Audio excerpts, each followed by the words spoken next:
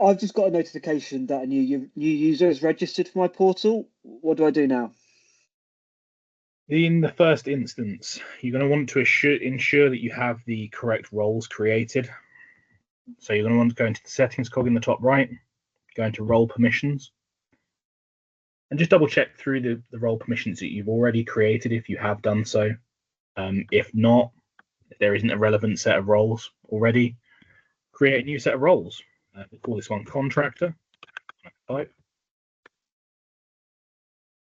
Set the scope, hit create. It'll create the new role here. And then what you're going to want to do is you're going to hit edit and then go through the relevant sections that you have access to. So for example, as a contractor, I want them to have access to permits. I would then want to probably select all and then just deselect the areas that we don't want them to have access to. So I don't want the contractor to approve permits. I don't want to reject permits.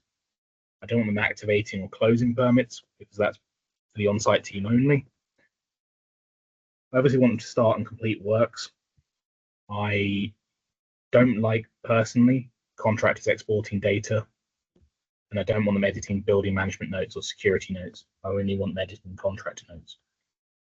Once done, I then select save, and you'll see that all of this will have saved here. From there, you're going to want to assign the role to a user. So your user is signed up, you've got the email, you're going to want to assign this role. So you're going to go into users, then select pending.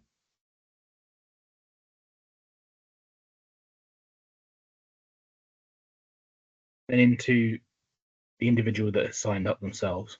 You're going to then select edit and then select the role that you've just created.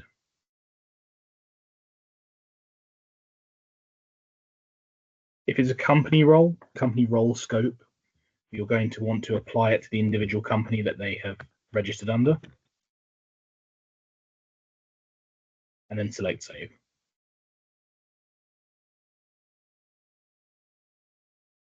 In addition to this, prior to having anyone registered for a site, you just want to make sure that the companies on the company list match up with the company of which they've registered for. So for example, this user is signed up under test company. It may be because that was the only option available.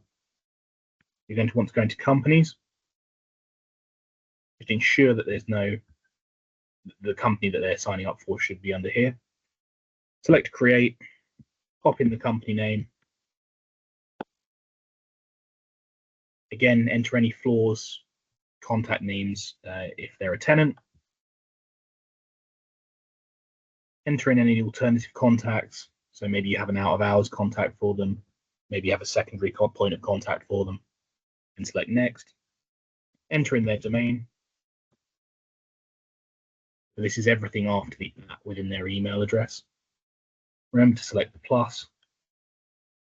Select next.